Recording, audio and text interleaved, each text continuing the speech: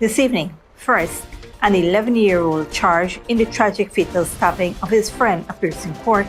Hear about the delicate handling of this tragic case and what's next for the young suspect. Plus, Ogle Airport expansion plans are in motion to meet growing tourism and aviation demands as Ghana's travel infrastructure faces exciting upgrades.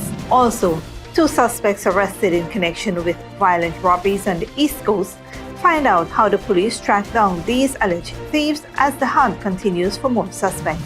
And a massive $27 million cannabis bust unfolds in the Upper Berbice River region, with police destroying thousands of plants in an intensive narcotics crackdown. Finally, Tropical Storm Raphael heads towards the Cayman Islands with potential to intensify. Updates on the storm's trajectory and the regional preparations. Stay tuned for these stories and more on tonight's Headline News Update.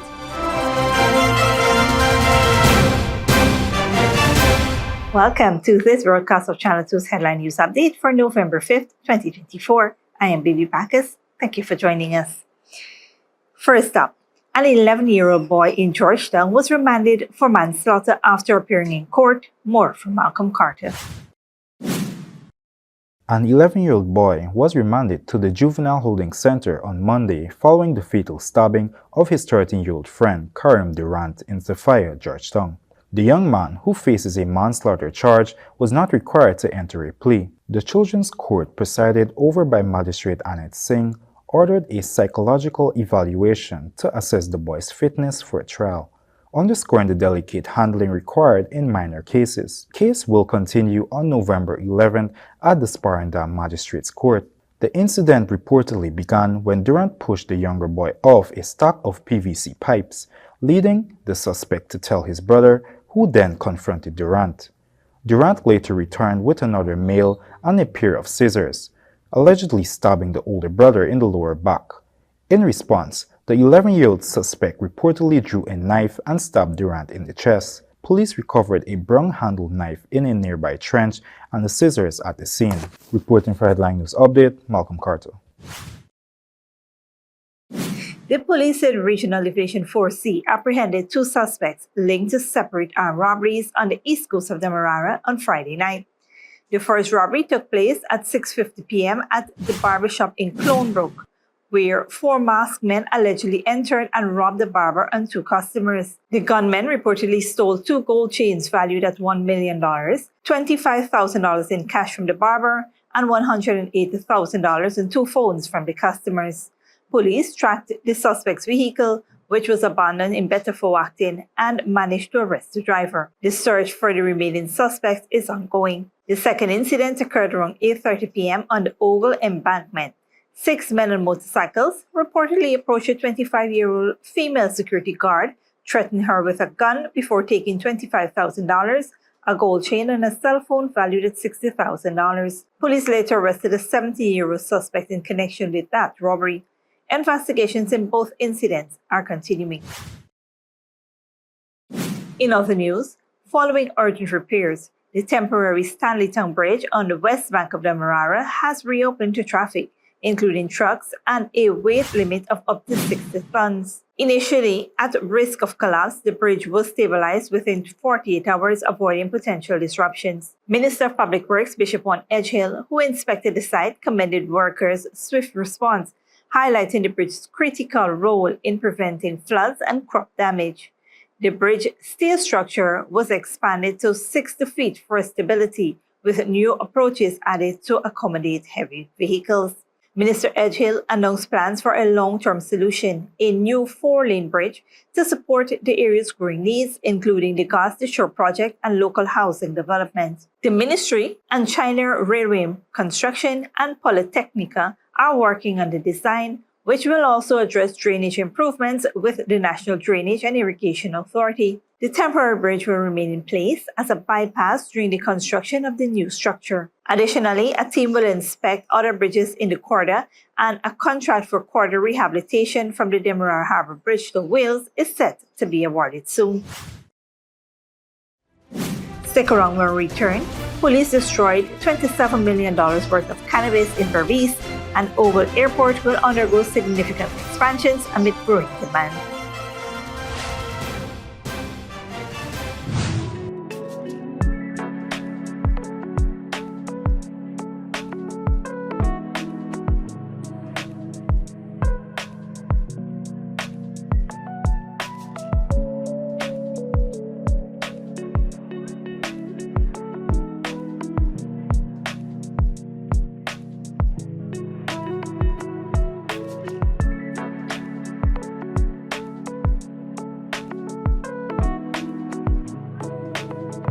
Furnishing your home or office has never been easier. Here at Kissoon's, our inventory of locally made and imported furniture, offered at amazing prices, will leave you wanting more. From vinyl, floor rugs and carpets, bedroom, dining and living room sets, mattresses, pillows, office desk, chairs and filing cabinets, outdoor benches and tables. We have a piece of furniture for every room imaginable in your home or office. Check out our flagship store at Industrial Site Rijnveld or one of our branches in New Amsterdam, Port Morant, Riverton and Camp Street. Kissoon's Furniture, furnishing homes for over 50 years. Good girl forget things. What's the problem, Granny? I want money for borrow for those surgery. I was dancing and I fall and fracture my hip. If you need some quick money, you should check Lender's Jewelry and Pawn Shop. Lender's Jewelry and Pawn Shop, Lot 238 South Road Border, Georgetown. Get jewelry made to order in just 72 hours. We also accept vehicles. Lender's, best rates, longest payback period. Boys, I get through. Plus, I could dance again. Lender's Jewelry and Pawn Shop. Hello, my fellow TikToker followers. It's Credit, and today all we will be making Chinese noodles with peppies, chow mein, chicken fritters, and spice cake. For the noodles, all these will be using peppies, black pepper, cashew, Chinese sauce, soy sauce, garlic sauce, paprika, Chinese seasoning, chow mein seasoning, white spice, and all-purpose seasoning. Next, this chicken that we marinated, soak for all you wanna know nothing with peppies, green seasoning, miracle seasoning, Pepper sauce, chicken seasoning, paprika, garlic powder, dark seasoning, black pepper, onion powder, and ginger powder, and document plantain flour, and then this butter we make with this quick piece powder, and we boil in oil. We serve with peppies, barbecue sauce. Radhika went to the supermarket and she proper buy up enough things. She feels she alone can cook, but she routine even wrong. She shaped like a guy in a map. Peppies has a wide range of ingredients available at supermarkets nationwide. Peppies, we put the pep back into your kitchen. Sneakily with a gift of sight from Modern Optical Services. Let our professional team examine and prescribe what's best for your eyes. Our smiles make fashionable faces. See us for a full line of optical services, including brand name and prescription eyewear.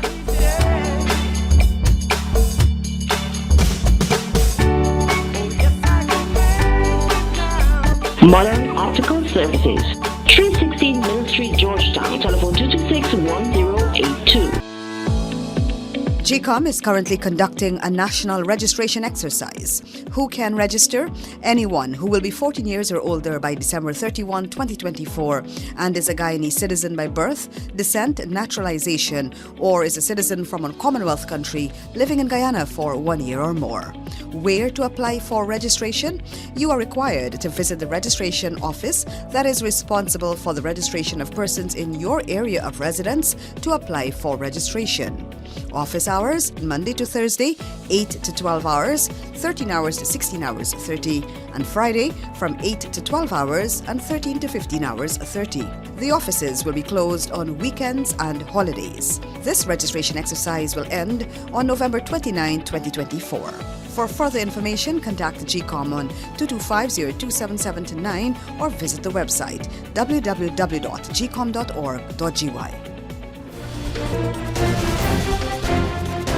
Welcome back. Police ranks in Regional Division 10 conducted a narcotics eradication exercise at Kimbia Upper Berbice River, where 2 cannabis farms with an estimated value of over $27 million worth of cannabis were found and destroyed. The first farm destroyed measured approximately 4 acres in size and had about 6,000 cannabis plants ranging from 6 inches to 4 inches in height, with a total weight of 6,600 kilograms and dried cannabis. The second farm was approximately 6 acres in size and had about 10,000 cannabis plants ranging from 11 to 4 inches in height, with a total weight of 10,000 kilograms. Several nurseries, which had approximately 50,000 cannabis seedlings, were also found. There were 16,000 plants, 15,000 seedlings, and over 54 kilograms of dried cannabis overall, worth an estimated $27 million in total. Both farms, along with the nurseries and the makeshift camps, were all destroyed by fire. Samples were collected from both farms and lodged at the Mackenzie Police Station as investigations continued. On a different note, Ogle Airport is set for an expansion to support aviation and tourism growth, adding seating, duty-free options, and potentially an executive lounge. Here again is Malcolm Carter.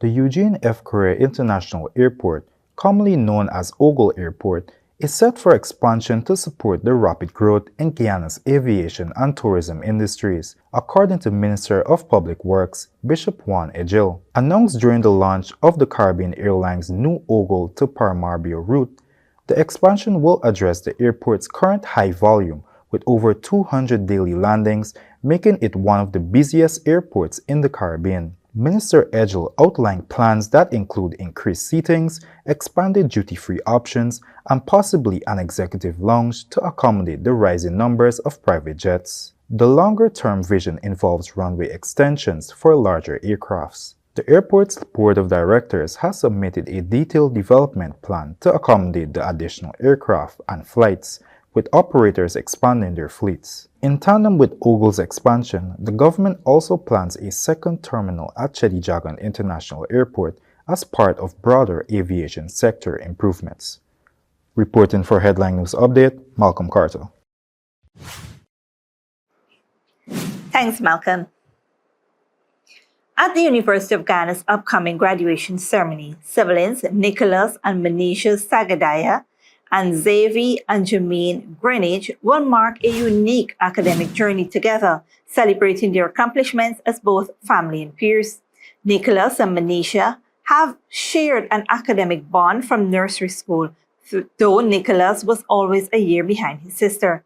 They will graduate together, with Nicholas earning a bachelor's degree in biology and Manisha in management. Reflecting on the experience, Nicholas shared how his sister's dedication inspired him, while Manisha noted that a gap year aligned their journey, allowing them to motivate each other.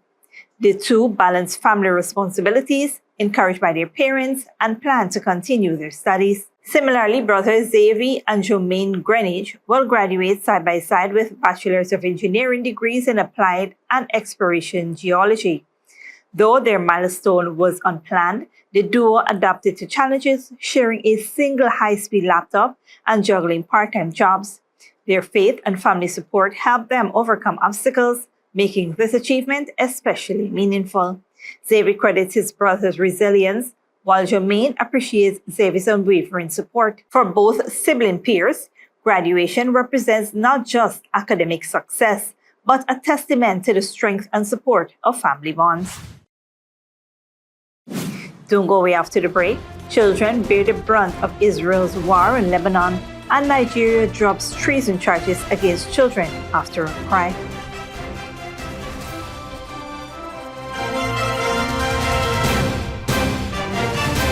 Good girl forget things.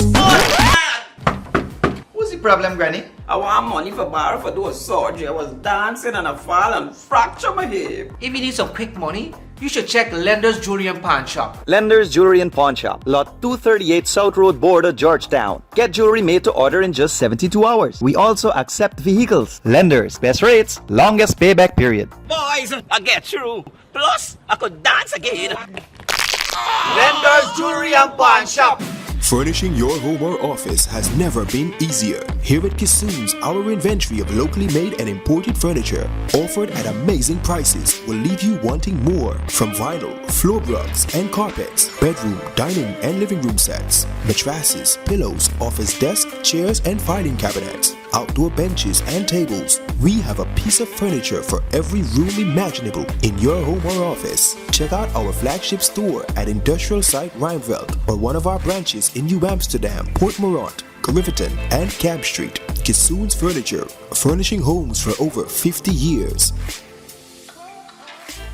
Hello, my fellow TikToker followers. It's Credit, and today all we will be making Chinese noodles with peppies, chow mein, chicken fritters, and spice cake. For the noodles, all of these will be using peppies, black pepper, cashew, Chinese sauce, soy sauce, garlic sauce, paprika, Chinese seasoning, chow mein seasoning, five spice, and all-purpose seasoning. Next, this chicken that we marinate, soak for all you wanna know nothing with Pepe's green seasoning, miracle seasoning, Pepper sauce, chicken season, paprika, garlic powder, jerk seasoning, black pepper, onion powder, and ginger powder, and document plantain flour, and then this butter we make with this quick piece powder, and we boil in high. We serve with Pepe's barbecue sauce. Radhika went to the supermarket and she proper buy up enough things. She feels she alone can cook, but she routine even wrong. He shaped like a guy in a map.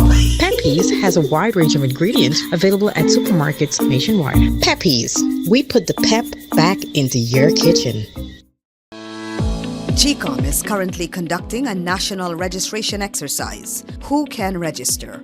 Anyone who will be 14 years or older by December 31, 2024 and is a Guyanese citizen by birth, descent, naturalization, or is a citizen from a Commonwealth country living in Guyana for 1 year or more. It is the civic duty and legal responsibility of all persons who meet the eligibility requirements to apply for registration. By doing so, you will be ensuring that you are issued a national identification card and be included in the official lists of electors for future elections, providing you meet all eligibility criteria. This registration exercise will end on November 29, 2024. For further information, contact the GCOM on 225-027729 or visit the website www.gcom.org.gr.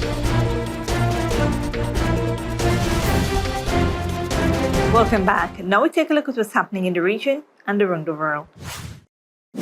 Good evening. I'm Malcolm Carter and welcome to tonight's regional and international news.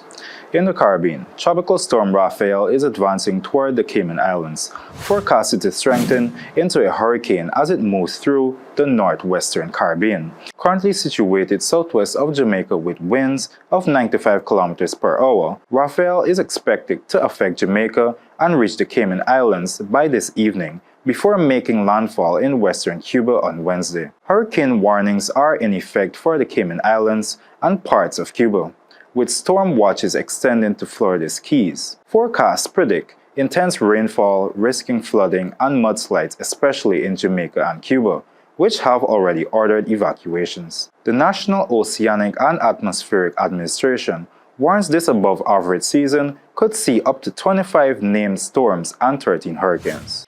Internationally, Nigerian authorities have dropped treason charges against dozens of anti-government protesters, including over 30 minors detained during August's #EndBadGovernance protests against the cost of living crisis. Outrage intensified after footage showed several young detainees, some as young as 14, collapsing in court due to apparent malnourishment. President Bola Tinubu responded by calling for their release and an investigation into the actions of the arresting officials. Rights groups condemned the treatment as institutional child abuse, with Amnesty International labeling the arrest as a severe attempt to suppress freedom of assembly. Nearly 700 protesters were initially detained, and the government has now committed to returning minors to their families.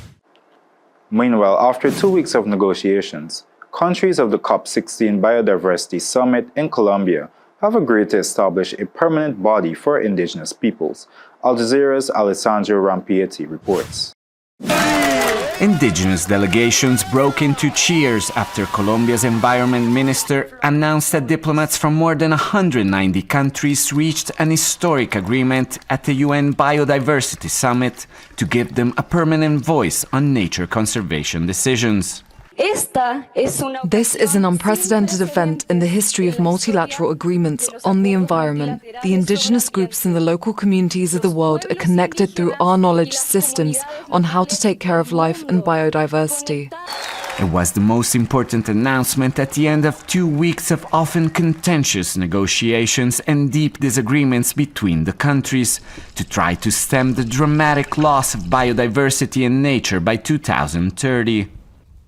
Delegates for the first time adopted a measure to recognize the importance of the role of people of African descent, and another one to force corporations to share the benefits on products such as medicine created using genetic data from animal and plants. But despite these announcements, there was no real progress on the most important issue: major funding to tackle the loss of biodiversity globally. Billions of dollars are needed, but only 400 million have been pledged. Actually, the target is 20 billion a year by 2025. So as one very good minister said this week, it's like saying that the bridge costs 500 million to restore and you give me 5 million. It's just not going to happen. So we need this money to flow from the global north to the global south as fast as possible. We're looking at a protection crisis, we're looking at a restoration crisis, we're looking at a situation where it's going to affect all of our lives, but it's not yet taken seriously by the treasuries of our countries in the global north. And until that time, we're going to continue to see the extinction crisis get worse. In the end, it was a bittersweet summit with a number of undoubtedly important announcements, but that missed the mark in the ever more urgent effort to reverse the accelerating loss of nature and biodiversity, something that the delegates will have to continue to tackle next year at the COP30 on climate change in Brazil, and 2 years from now in the next COP17 in Armenia. Alessandro Rampietti, Al Jazeera, Cali. Finally, in southern Lebanon, children are bearing the devastating impact of intensified hostilities between Israel and Hezbollah. UNICEF highlights the mounting psychological toll on Lebanon's young, who endure constant fear and trauma amid the relentless conflict. Al Jazeera's Charles Stanford reports. Warning: some viewers may find the images in this report disturbing. 2-year-old Ivana is slowly recovering from the third-degree burns she suffered after an Israeli airstrike hit close to her home in southern Lebanon. She suffered extensive burns on her head, face and arms. Her father Mohammed says he and many others never received the Israeli evacuation threat because the mobile phone network was down. There was a strike close by. The house was shaking. I can't describe it. I saw my little girl on the balcony. I saw her all black and looking at me. A child is pulled from under the rubble following an Israeli airstrike in Ghaziyah, southern Lebanon. This is happening every day. Lebanon's Ministry of Health says more than 1,200 children have been injured and nearly 200 killed since the beginning of hostilities between Hezbollah and Israel in October last year. But since the start of the escalation at the end of September, the number of child casualties has increased at a shocking rate. 4 children were among the 18 people killed in this strike, a strike that Israel says was targeting a Hezbollah member. But that's 4 children of the more than 100 children killed in Lebanon during a 5-week period, according to the organization Save the Children. And that averages more than 2 children killed every day. These are some of the more than 400,000 children who, with their families, have been forced to flee their homes. They receive psychological support at this shelter set up by the United Nations Children Fund, UNICEF, in Beirut. 11-year-old Nama and his family narrowly escaped a series of Israeli airstrikes in the southern city of Tyre. We were on the road, then there was a hit between 2 buildings. It went whoosh. The car is here and the building there. It was scary. I felt my ears pop. Naameh's mum describes what she felt while trying to protect her children. The fear was palpable. Every parent was holding their children tightly with fear while trying to keep the children calm. The guilt of possibly not protecting them enough was crushing. UNICEF says the psychological toll on children in Lebanon is growing, as are the number of those like Ivana injured and probably disfigured for life. But she, unlike the growing number of children killed in this war, is at least alive. Charles Strafford, Al Jazeera, Beirut. Thanks, Malcolm. This brings us to the end of the regional and global news coverage. Up next is the 3-day weather forecast.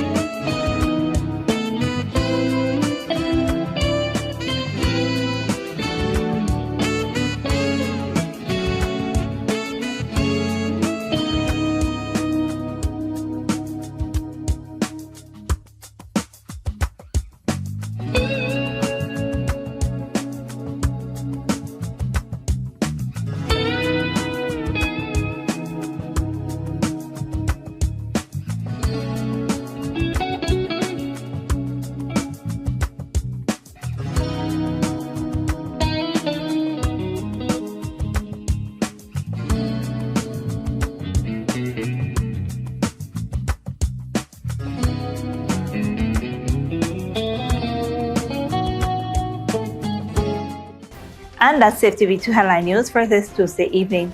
As we take our leave, we invite you to follow us on Facebook and YouTube. You can tune in tomorrow at 6:30 a.m. for rebroadcast and 7 p.m. for more news. Until then, please take care of yourself and each other.